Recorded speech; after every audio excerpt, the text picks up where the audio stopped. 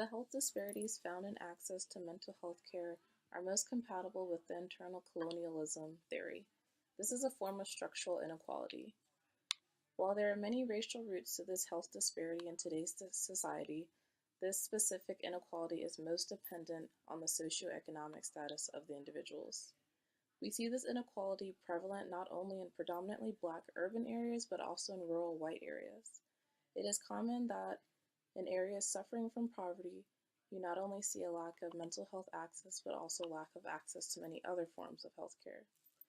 The lack of healthcare access is directly related to the fact that most of these individuals do not have health insurance, which is a common attribute of individuals of lower socioeconomic status. In 2014, 32 million adult Americans were uninsured, 90% of which were considered a low-income family. Approximately 56.5% of adults with a record of mental health illness received no treatment in the same year. It is the state and local level policies that have the biggest impact on the access to mental health care. These inequalities are structural failures by governing powers to provide a necessity to their populace. This lack of care is seen with a cold indifference, and mental health is seen as an amenity to individuals of higher socioeconomic status, a luxury. Individuals of higher socioeconomic status have better health insurance, reliable means of transportation, and most importantly, actual mental health facilities that are near them. These groups of people are consistently at a disadvantage based on the social structure. As previously stated, these individuals are not only minorities who live in the city, but also Caucasians who live in rural areas. They tend to have jobs with minimum or no benefits, low pay, and have lower academic achievement, nor the ability to travel to a facility. Today, we have today in our society a great injustice. Millions of Americans lack access to the mental health care they need. This injustice has its root in racist policy and is maintained by a mechanism of income and wealth inequality, and we see this particularly predominant in Black urban areas. The works of Du Bois documented the gross disparities in healthcare along race lines in the 1800s, looking back at the poor living conditions created in the wake of slavery.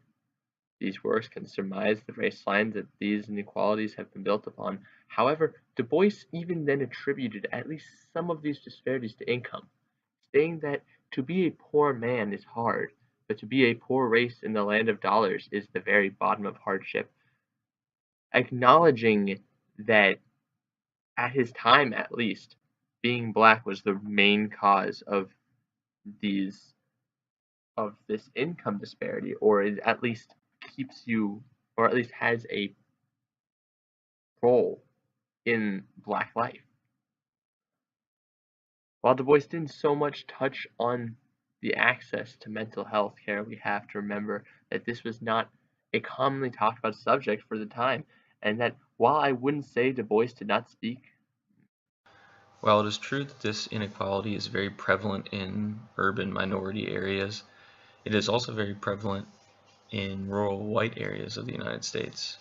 We found that in 2012, almost 19% of the residents of these areas that were deemed rural in the United States had been diagnosed with a mental health illness, and that many more had gone undiagnosed, leading to upwards of 10 to 11 million people in the United States.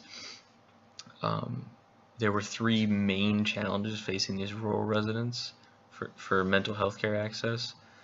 These rural residents often had to travel long distances to receive mental health services. They were less likely to be insured for the mental health services, and they were less likely to recognize these mental health illnesses on their own. And all of these reasons can basically be attributed to some parts of internal colonialism theory that relates to the individual's SES, as well as the economic underdevelopment of the areas that they're living in. In conclusion, disparities in access to mental health facilities by theory are structurally formed. Governmental officials failed at implementing the prescribed social policies designated to adequately service communities. Disparities in access to mental health facilities or any other health related issue is a major problem that must be corrected.